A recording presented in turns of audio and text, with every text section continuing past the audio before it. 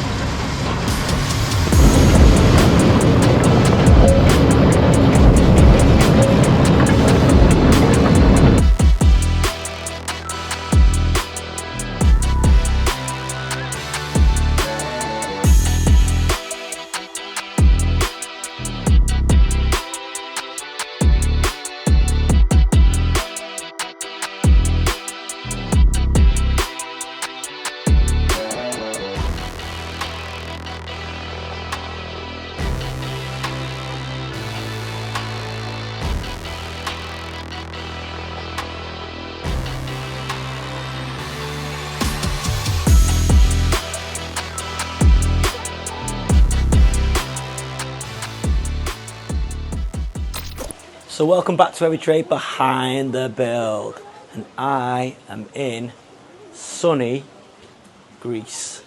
Don't worry, this isn't a holiday vlog. I know a lot of people don't really like them, but I've actually finished my holiday. Last day today, but last day and night, away home tomorrow. So should be able to shoot some stuff back at home tomorrow, depending on the time we get back. But don't worry, in my absence, the boys and Hollywood have been keeping you up to date with what's going on at work. Actually, I'm pretty up to date myself because I've not really had a full holiday. It's actually been really busy. We've got quite a lot going on in the yard and on projects, and we're lining up for a busy summer.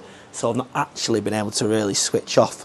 I'm slowly starting to wind down, which is a bit annoying because today's the last day, pretty much. But yeah, it's my own fault as well. Like, I can't really not check my emails, can't not answer the phone. I'm always messaging KTM and the guys to see where we're up to. Been speaking to the dig quite a bit in the yard. Oh, my arm's aching already. So yeah, we still should have a normal looking episode. No idea what's going on, but I know for a fact that on Project Church, even though the weather has been pretty horrific, Bizzle and the boys have been cracking on. So let's go and check in at Project Church.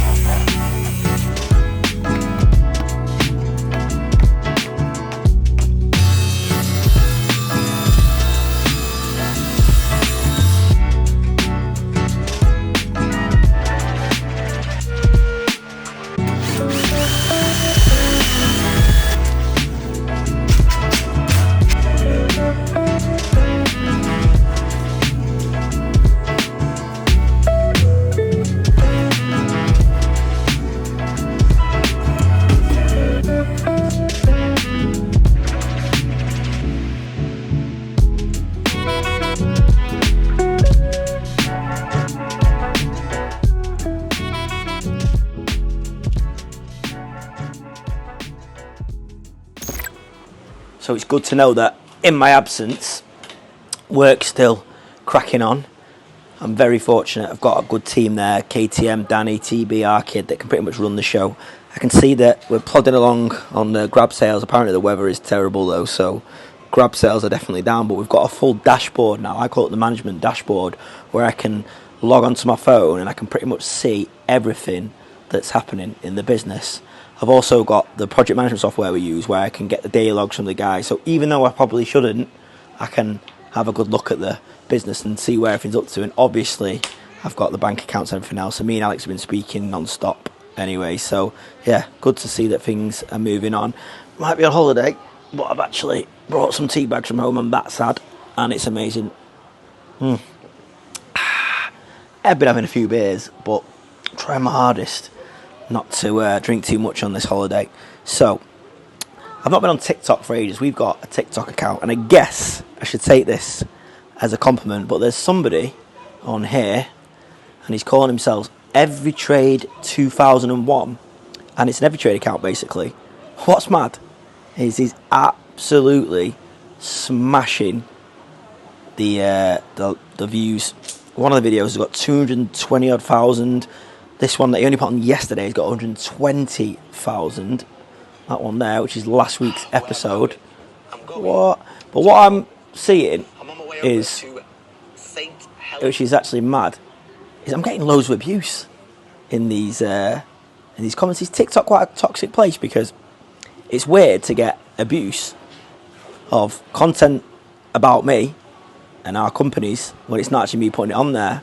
I had a few messages, people say I love your TikTok content. That's what got me onto it, and then Alex sent it me as well. But it's really good. I'm a bit annoyed that we didn't do it, so I think I'm going to task my marketing team, so the company we use that we've got on retainer, to basically copy it. I've actually messaged the guy saying how much you want for the account. Actually, you'll be watching, won't you? Good work. It's a great account, but it's not fair that you're copying me. Make your own content up. I don't know what your aim is. Are you trying to... Do you get paid for it eventually? I don't know how it works, TikTok. I should have done more on TikTok. It's not really my thing. I thought it was for kids, but... Some of the comments are bad, though. Some of the comments are really bad. Someone saying, I know him, he rips people off. So I looked at the profile, I don't know that person. Checked, looked at all his pictures, don't know that person. And I've never actually, knowingly, ripped anyone off. So why would you put that? And then someone saying, this kid won't last 5 minutes. Obviously, I'm getting the Asheville wannabe comments and all that lot, which I'm not really bothered about. Actually, speaking of that, speaking of Asheville wannabe, the other week, I recorded the Talking Shop podcast, and I'm on their second season, which is coming out soon. I noticed that Mike Brewer, who is the TV presenter, did was it called Driven on Channel 5 and things like that, and did the Wheel Dealers, top guy actually. He's on, he's a guest, and then it's me. So yeah, they came down to HQ a couple of weeks ago and shot in their converted camper, which is really good. It was boiling. Back to construction over in Liverpool. Obviously, you know, Alex runs Preferred Joinery. We're really trying to push the Emperor Home Shop, which is our sales and letting shop. The shop's looking amazing. Not getting as many sales through the door, but it's a hard nut to crack. We're getting loads of inquiries, but we're not converting them because people are opting to go with the more established brands. But Alex is also looking after our HMO refurbs, of which we're on, I think, 10, 11, 12 now, I think we're on. So, yeah, they're nearly finished. We need to get them boxed off, but we've hit a bit of a snag on one of them where we uncovered, once we stripped it back to plaster, loads of major structural issues. So, obviously, the right thing to do is go back to the client and, you know, see what they wanted to do. They've taken the right decision. They're going to fix it, but rather than price it, we'd have to go really worst case scenario. We've agreed with the client to go what's called cost plus, so we're going to be really open with them, show us what it costs us to sort these repairs out, and then we're going to make a small profit margin on top of that. They're happy with that, and it means that the works can crack on. What it has meant is that it's delayed the other jobs, and it's also delayed my Alex's stuff, which is getting a bit worrying actually, because we really need to move on there. So let's go and catch up with Alex over in Liverpool. So yeah, we're back on Liverpool, thanks Chris. So today I'm going to show you where we're up to on the customer jobs with the HMOs. So there's 3 that still left to do. The first 4 are all complete by us now. I will go back and show you the last 2 where we rendered at the back, but not today. Today I want to show you them 3. So the first one, we had a lot of structural work inside, which I'll explain about inside. Actually slowed us down on the other 2 because we had to pull off them, go there and obviously get all that sorted. So a bit of a nightmare, to be fair, in terms of progress for us. We still need to sit down and work out what it's actually done extra wise, because we said to the customer we'll just do like a cost plus, because it would have been too expensive for them if we were to just give them a price there and then, because we would have covered ourselves to fix the structural defects. Whereas we just said let's just open it up and work on the walls and stuff. So we'll show you that in a minute, what's happened, and then we'll go and show you the second house, because that's a little bit further on now. Show you that, have a little talk inside, and then see how we go. So let's get my boots on now and then we'll go in. Yeah, we all know that, definitely working, yeah? Is it? So welcome back to Liverpool. This is my 3rd shot taking this, by the way. So we're back on HMOs and we haven't been here for a while. So this is the customer ones we're doing. This is the first house of the 3 on the second phase. So a little bit slower than what we wanted to be fair, on these next 3 houses, because a lot of time's been spent in this particular property doing a lot of work that is outside the scope. The actual building itself isn't the best built. A lot of the mortar's just like sand falling apart on the existing brickwork.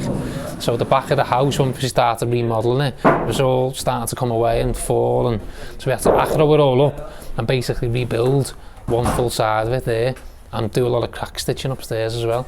So a lot of work's gone into just doing that, and by just having to stop and do that, it slowed us down massively then, because everything else has had to stop. Couldn't carry on with the roof for the extension, couldn't carry on with the extension, couldn't do any works inside upstairs because it would have dislodged the wall. So we had to get that fixed first before we could continue inside, which we've now done. There's a couple little bits Christine's just said to me need looking at as well now, because there's still a couple more cracks. So we need to just have a little look today and see what we think. But inside, the lads are now second fixing again. The customer is dealing direct with all of those. Second fix lads doing all the, first fix lads doing all the M&E. Joinery wise, we're all done in here now. A couple of last little bits for Christine to finish off. Obviously the roof, as you can see, needs to go on, but Nick is doing that this week, tomorrow. And then other than that, just a couple of little last bits that we need to do outside, but inside we're done. Once the lads have done all the M&E first fix, we can then drop back in, finish off building in the rises where we build them out so we can get the surface up and down. And then that's it then, a little bit of more patching into work. I can see there needs doing, fit the front and back doors, fit the windows, and then jobs are good on here. But let's have a quick look around. You happy with everything now then? Yes, happy. Windows been ordered yesterday, so just waiting to come back for the office. Yeah? Yeah, all the measurements been picked up yesterday, so I'll be sent it to the barrack. What's like upstairs now? Nice. Yeah, this is it. That's one of the wall, Alex. There? Yeah, that's one of the wall. That's... And not only one. Many bricks just keep moving. Yeah, so what do you think? Actually recommend rake it out 30 mil minimum or 40 mil, and just use fiber mortar like we use in outside for the render stuff, and just wouldn't you just put the metal mesh that we done last time and blend it? The chicken wire thing, yeah. We can do that on the top, yeah. But still need to rake out because you see, just keep falling off. What's happening there now then? That need to put the biggest 900. That is a line. Yeah. But we need to break up everything outside first for make a biggest cutout. Yeah. So on this one, obviously this is a nice wide property. On the back, slightly different. So it's had 2 windows there. That was a window again. Yeah. Two bathrooms, but 2 bathrooms. Yeah. So we pick one up. One needs to open up wider. So it's a little bit different than usual on here. But obviously the property is a lot bigger, as you can see. Rooms are massive, which is the one benefit for the customer. Even though there's probably a little bit of extra cost now trying to get it all right and fix the actual building itself. The actual size of it is massive, isn't it? Good compared size to normal. So you've ordered the windows, haven't you? Yes, we ordered all the windows. You see, that's we're gonna need a little extra because we had to be the extra next to the existing window, just a little bit, just extra 100 mil. We'll pick up better everything, and the new windows. So what are you saying outside? Got to be done? Same again. Is recommended, but probably need to rake it out and just point it back. The whole thing. Only this section. All that's done in it, yeah. Chance. Let's have a look upstairs. So as I say, these rooms are big, aren't they? Like normally, this room is about there. But you've got the width there now, much better. All that space coming in, it's a good room. All good rooms nowadays. Belter. Well better. Upstairs. Why are you here? How come? How long have you been back for? Week. It's a week now, yeah. No way. How come? Long story with that. Yeah. So is that it now? You're staying back for good? Yeah. Use crossbat under us? Yeah, we done all the cross button. We done all the catchings. We done all the sistering. Updated the existing rafters. Yeah. So as I say, in this property in particular, it was quite difficult to work out what was going on. So because we got the hip roof coming through there and onto the outrigger, and because there's a much wider property, where we took the palings out, we've had to beef up all the existing rafters, front and back, just to give it extra support. You probably could have got away with it, but we just done it anyway. But looking through now, it's much better than each room. It's all being cross-battened because the existing felt has stayed on. So the customer has decided to keep the old tiles and the traditional bitumen felt. So now obviously building control want to have cross ventilation before we put in the insulation, so you can see all the cross-batting that's been put on now. Then the customers doing it themselves, they're going to be insulating this with quilt, then kingspan, isn't it? Yes. So super quilt, then kingspan, and then it gets cross-battened again, and then it gets boarded. But you can see from some of the timber behind where we put, it didn't even have to be that big, it's just that we had spare timber left over. Say spare, it was just extra overs on the order of ep3 timber for the floor. The lads have used that to just pick up the hip.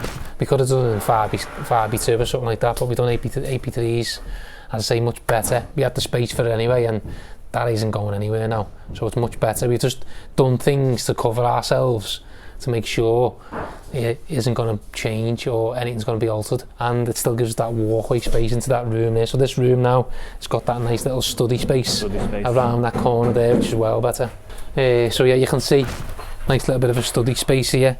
Excellent. Nice little bit of storage there. Alex is in. Or the vent tire on. So you can see from behind as well there where it's been stitched in with the cracks. Yes, try to stitch it together again when this start to drop the corner. So again, it's, you know, it's quite small headspace, but we might as well have it. If it was me and I own this property, I'd want this included in this bedroom. Even though you've got a duct, it makes it a little bit quirky, but still decent. And as I say, the bed and all that'll be in there, and then come round, you can have a desk storage here to sit out the way. Yeah. But also the biggest issues on the beginning, no had basements, so we not been able to drop too much low with down or create it better at heights. So yeah, as Christian's just been mentioning to me then, so on this property, because it hasn't got a basement, we couldn't take the ground floor as low as we normally would do, because the existing floor was there and it was going too far past where we could have done the finished floor level for the kitchen. So it went as low as possible, which is why it still gives you a bit of a decent headroom up here, but not as good as some of the other ones that you might have seen us in, which is why you can see me standing close. But still, these rooms are good, and because this property is so wide, it's been a bit forgiving in the fact of the layout can be decent. As I say, we've jigged it a little bit differently just to fit wardrobes in the right place, just to make it better for the customer. So yeah, so in here now, basically for us, not much left to be done in terms of our work. There's still a little bit of work outside to be done and tidy up wise, but overall we're more or less boxed down, just finishing off the lighting tunnel there, joinery wise, and then that's it then. We're out of here, we can go and carry on with the last two houses, which we'll go and see one of them now, which you've already seen before. The third property won't show you today, we'll show you another day, but now, what happened? The third property. Right. It's fine, today get the concrete. He's laughing at you, something's happening then. No, just today get the concrete on the third property. Yeah, no. So we just got to pass. So you want to film it? No, not really. I'll show the second one. Yeah, it's better condition, the second house. Yeah, I know, we'll go and see, well, I'm planning to show that one with the other Leopolds. So yeah, in the second house now, all the floors are in. Loft floor, middle floor, ground floor. Just waiting on the stairs now from preferred joinery. So preferred are in the middle of making the stairs up for this property. Once they land, we'll whip them in, and then we'll start getting all the stud work done.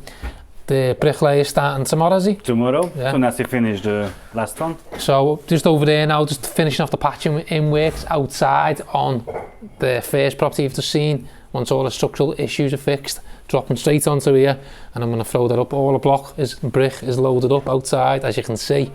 Get that up and we can start getting all the lintels in at the same time as well. You started doing the internal ones? Yeah, we started inside, we started inside. So we're doing the internal ones, and then actually the bricklayer is going to do the external, because it's not getting rendered yet, it's getting... Yeah, that's showing, so we need somebody professional on it. So we need to get moving now, Chris, don't we? Yes, yes. But as I say, the hard part of this job's done really now, with all the slab work, the floors going in. The easy part now, whipping up the extension and putting all the windows in. Oh, the studs is turned off, we just need to load up today. Sound. So windows are here as well, Velux can get Velux, all the Velux is upstairs, it's here for the roofers. Sound. Because they're coming tomorrow back. good progress, mate. Just need to get moving now. Now that we've dealt with all them problems over there, there's a couple of things we need to still iron out with the client. Then this one and the other property is all steam ahead. And so yeah, talking about our properties, we haven't even mentioned it. We're in the middle of buying another one for ourselves in Kenny. It's about to go through. Should get the keys by the end of June, so we can start that, Chris. Don't book no Aldi's in, lads. No, only September. After maintenance. What are you messing? Yeah, got our maintenance period as well, so after maintenance we crack one. Loads to do, but as I say, I'm going to hand you back over to Chris now. I'm not going to lie, looking at the cameras and seeing the videos that the boys are sending me, it is pretty grim at home and it's lovely here.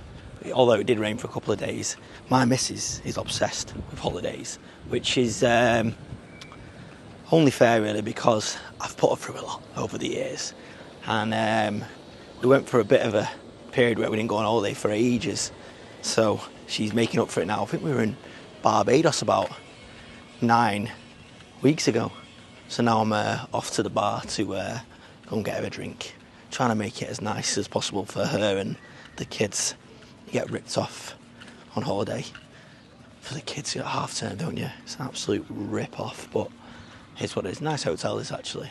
Been to this chain of hotels before. So back home, I've sent Hollywood on a little reconnaissance mission to the Ray Boys yard. Now you might remember we've been there before. I did a bit of a tour around there and looked at their setup, and it's mega, it's proper inspirational. I get on really well with them. They're not like defensive or secretive. They've really helped to give me advice, and we do a lot of work and they do all our concrete, and they've just recently invested in another volumetric concrete lorry. So I've said to the boys, we'll come down and have a look, but really the reason I want to go down there is to have a bit of a look, see what their setup's like, and then try and use some of that learning for our yard. I mean, our yard and their yard, you can't compare. Theirs is so well set up, and well, they've been at it for a good few years, so yeah, something a little bit different for the channel. But let's go and have a look at somebody else's yard, the Ray Boys, and see how they're getting on, and have a look at their shiny new concrete volumetric truck.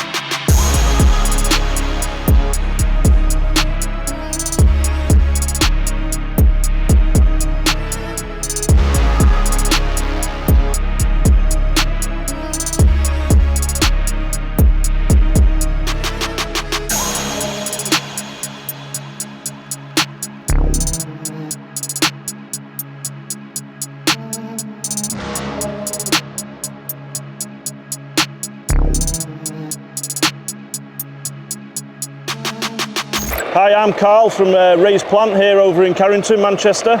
I'm the director here at Ray's, and here is our new volumetric concrete wagon. We'll give you a tour of it now.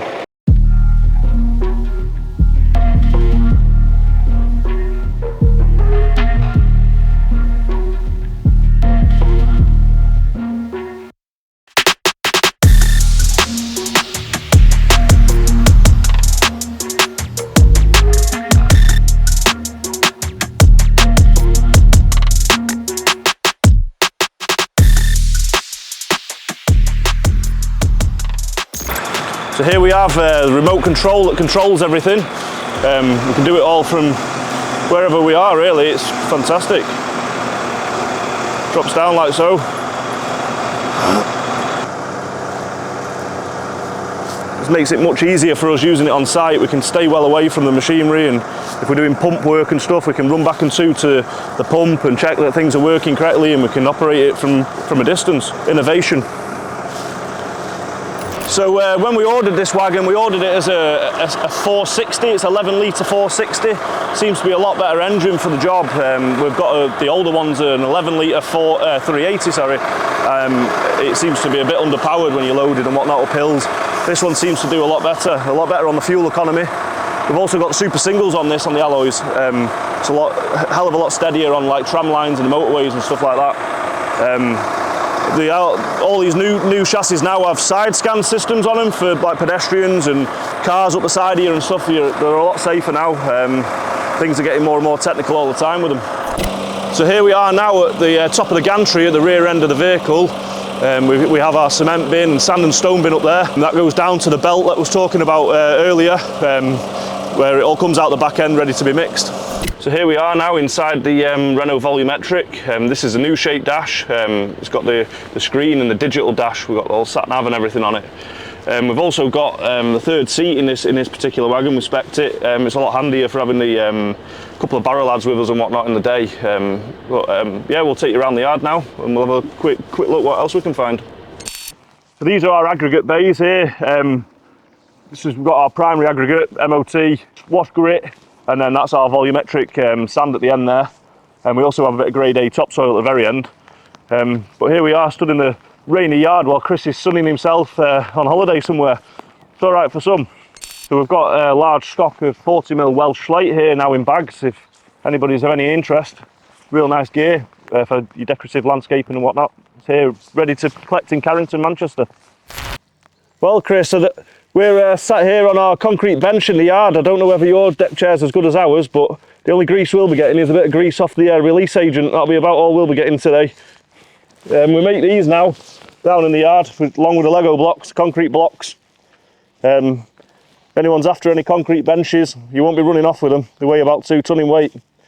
So here we are now, we're on our case loading shovel. We're going to stick a bit of material in the back of the volumetric there now.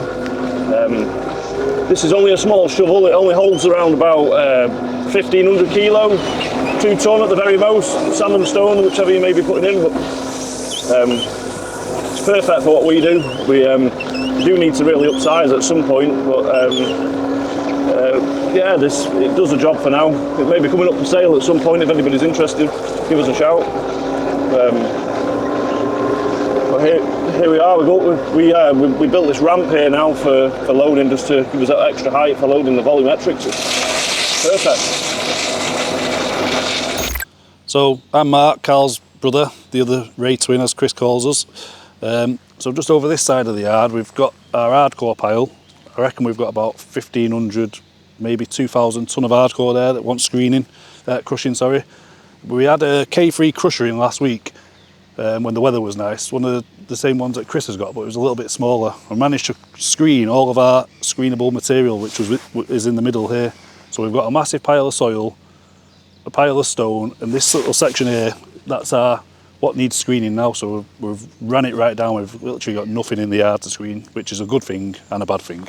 But what we're planning on doing here is we're planning on putting 4 big bays. So we're going to have soil, screenable material, hardcore, and at the end bay over there we're going to have 6F2 and recycled MOT. Crusher hire firm have stopped actually hiring crushers, so we used to get a J40 McCluskey in, which they don't do anymore. So if any of Chris's subscribers have got a J40 or similar size crusher that's they want to hire out in the Manchester northwest area, hit us up. But yeah, crap day today. We hope the weather goes a bit better, but I hope you've enjoyed our little visit off Hollywood today. Nice surprise, and yeah, catch you all soon. Heading out for a bit of dinner. So whilst I'm doing that, let's check in on Project Chaucer, the single story design and build extension we're working on, and see how Rob and I think Matt are getting on over there.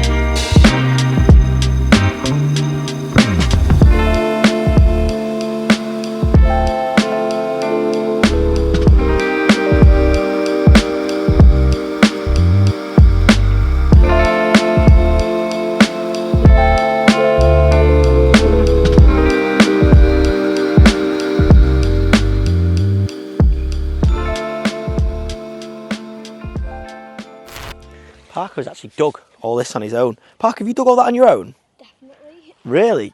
I reckon you are definitely a builder in the making. Do you want to work for Daddy one day? Yeah. Not sure what the rates of pay will be like.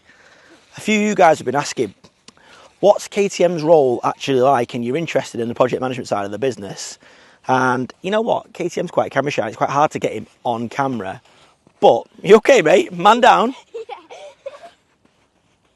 But I thought it might be interesting to see what it's like from when we actually win a project to project managing it on site and what he has to do behind the scenes, because obviously a lot of you guys run your own building companies and other businesses, so I think it's interesting, and we might see if we give away a couple of his trade secrets. Quite a few of you guys are also interested in the software we use and how we work with that. So yeah, over to TB and KTM.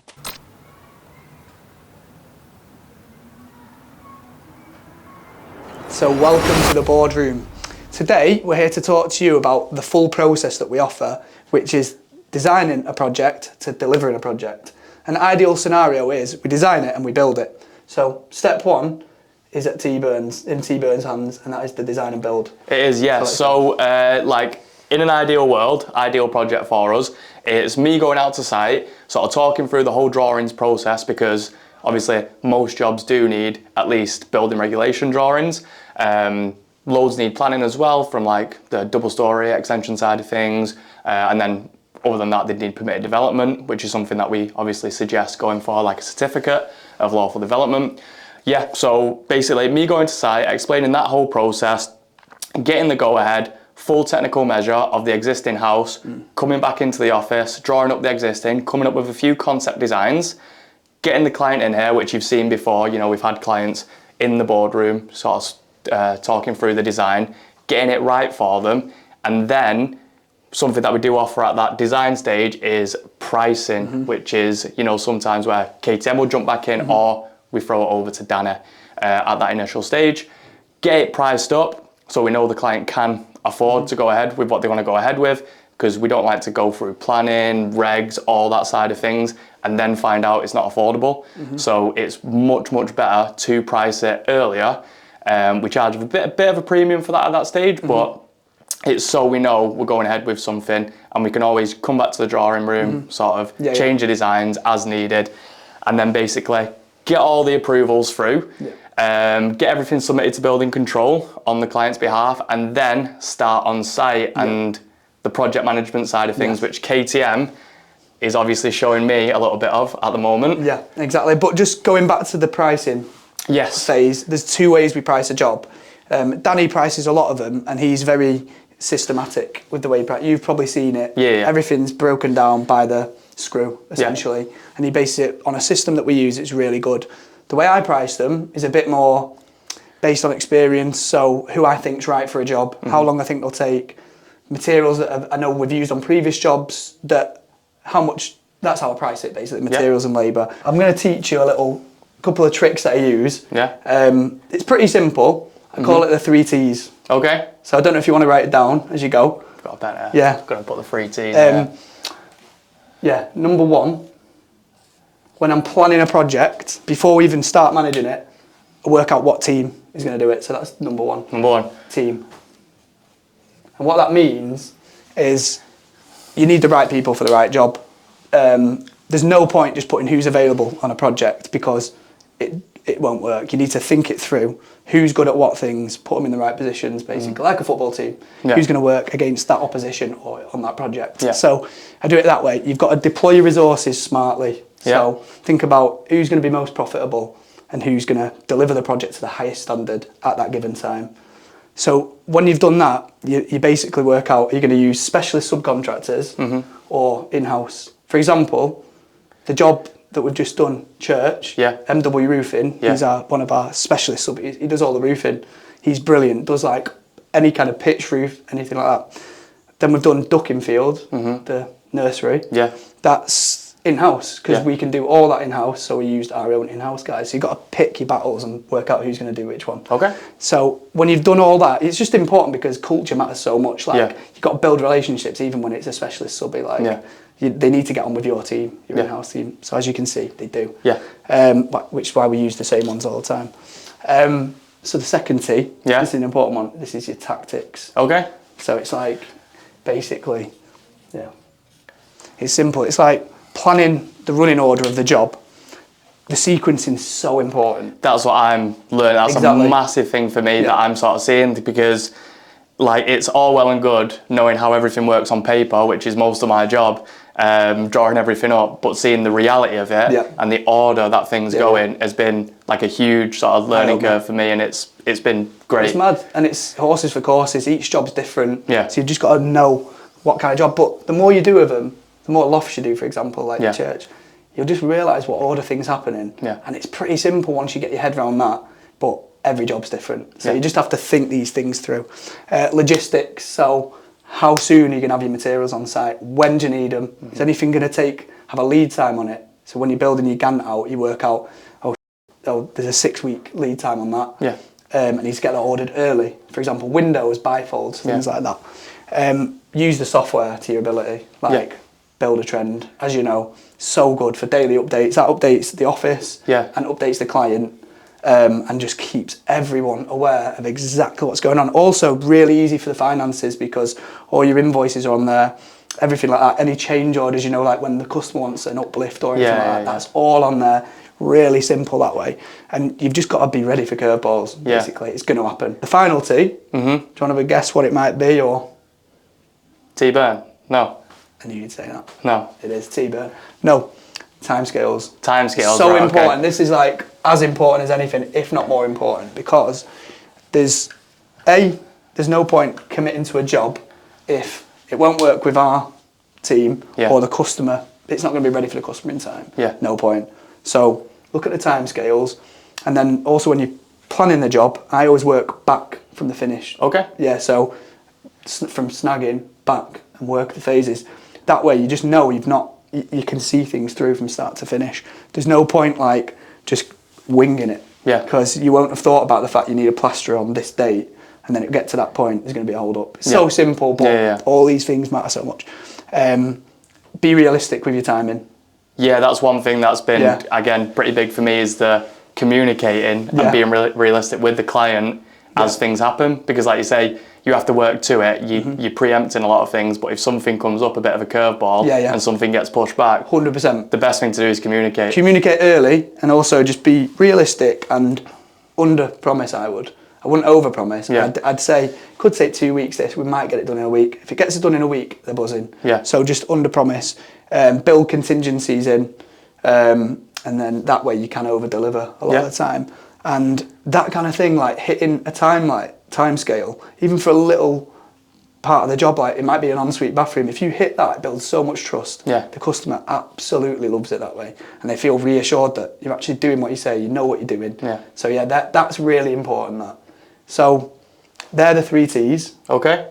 Anything you want to add? No, they're pretty good. It's like, now that you've laid it out that way, it's so simple to see that it's what you've been sort of talking me through the entire way through the project. And like obviously the bits of the projects that I've been dipping in with before. Yeah. But I think on church especially, I've been a bit more involved, which has been like good, and I'm seeing all this sort of coming through. Yeah. Well, talking of which, let's head over to church. Yeah. And see how you're getting on. Yeah, I'll be there.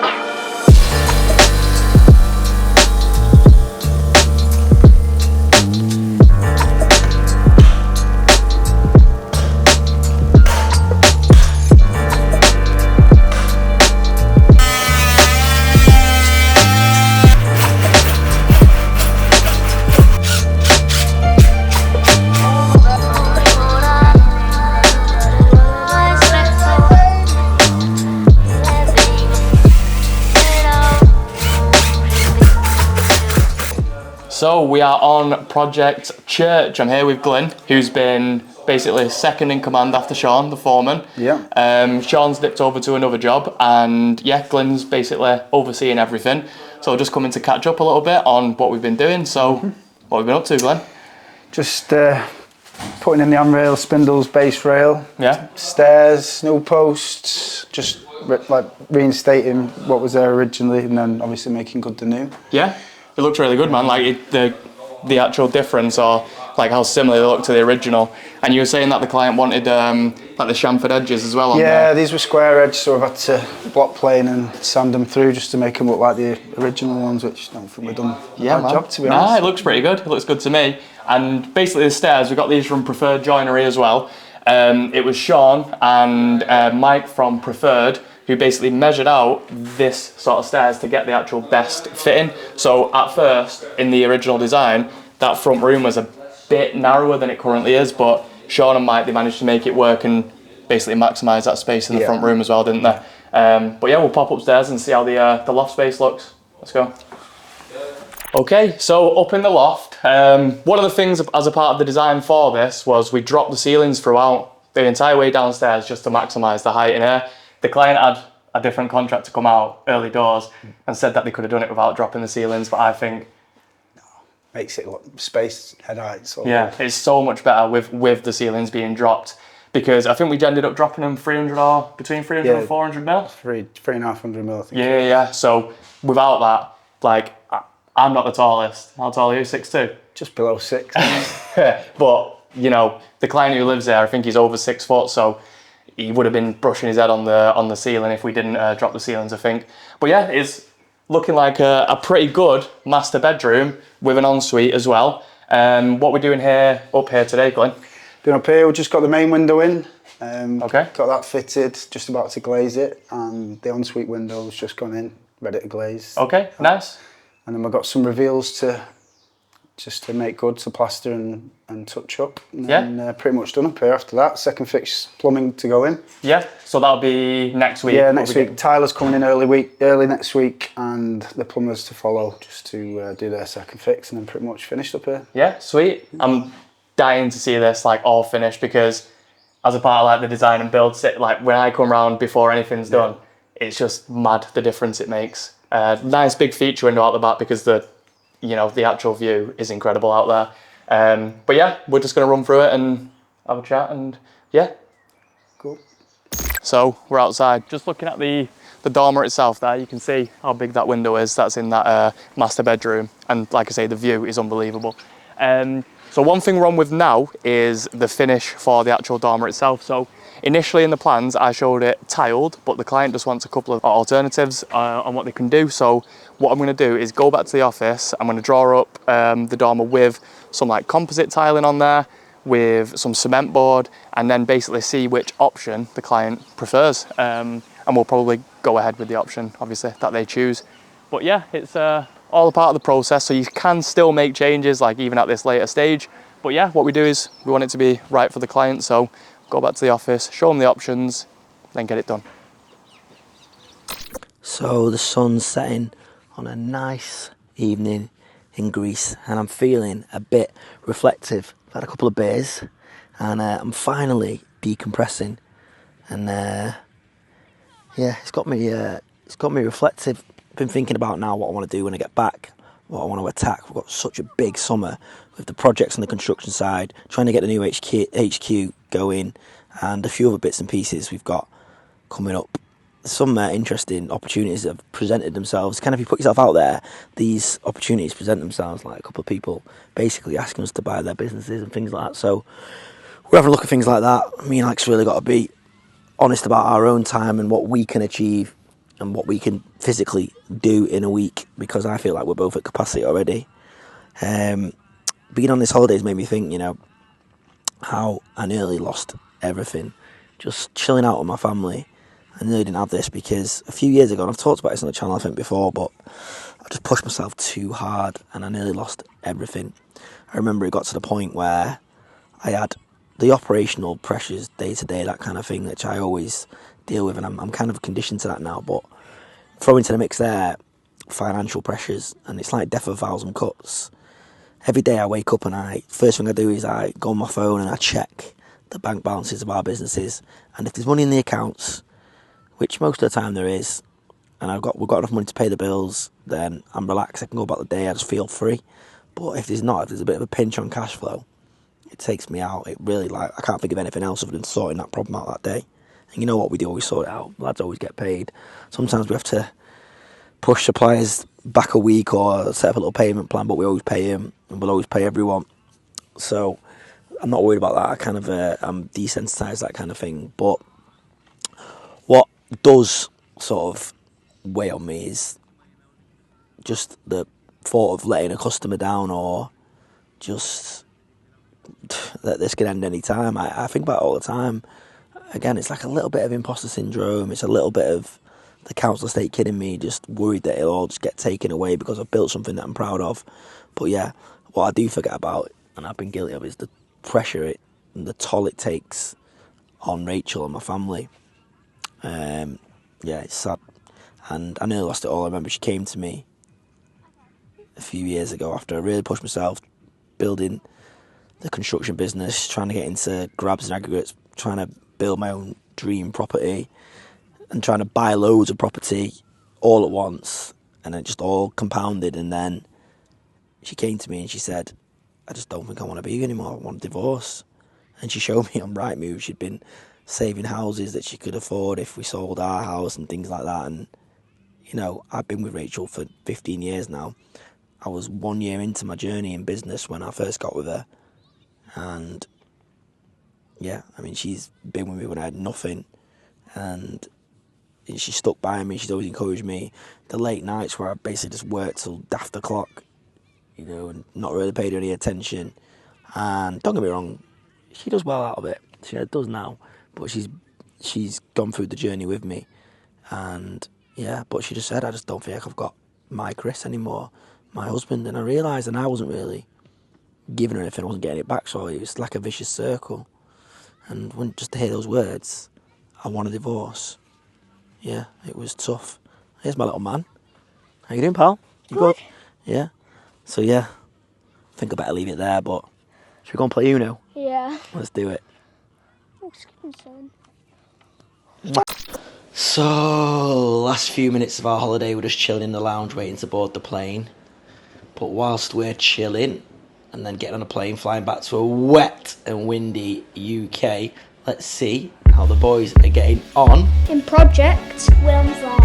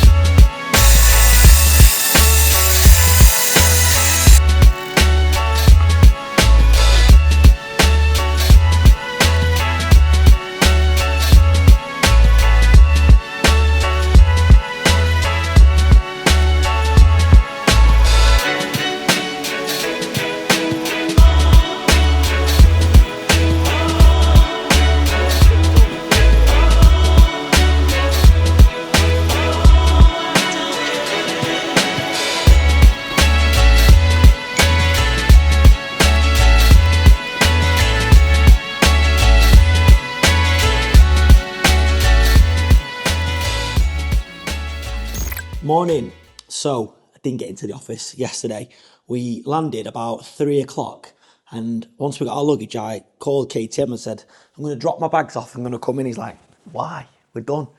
Everything's boxed. He gave me a bit of an update on a few bits and pieces.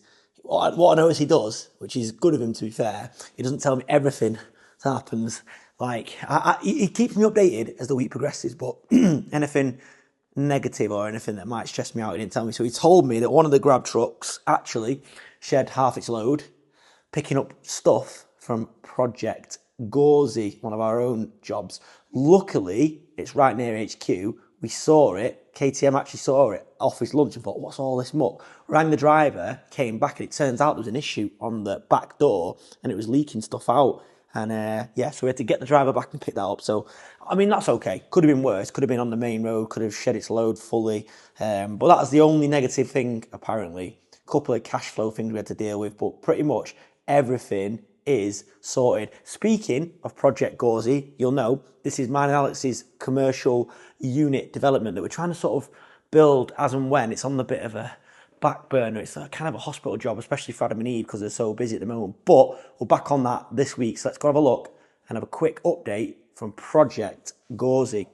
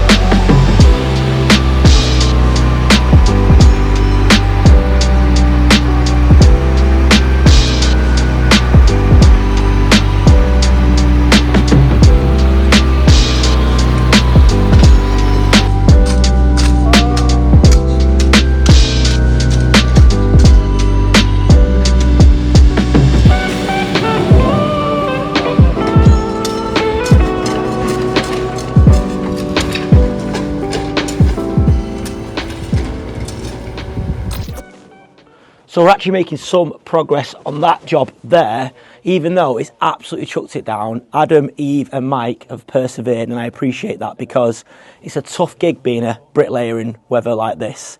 We need to get a move on that job because our finance agreement with our private investor, George, who you've met before, obviously there's a time sort of limit on how long he'll lend for, and we need to make sure that we respect that. So yeah, as soon as we get the brickwork package done there, we can motor on and get the boys inside and get it smashed. Obviously, as you've seen in this episode, the biggest challenge that we've got is juggling our small team, and obviously to some people it might look like we've got a massive team, but we haven't really. It's all relative depending on how many projects you've got. We get a lot of work. We're fortunate in that we win a lot of work, so KTM's challenge is to manage all that and almost play like human Tetris and fit everything in line. But it's a challenge that he loves, and I love it too, to be fair. And we've got a great team and we work hard and we get there. What we don't want to do ever is let people down.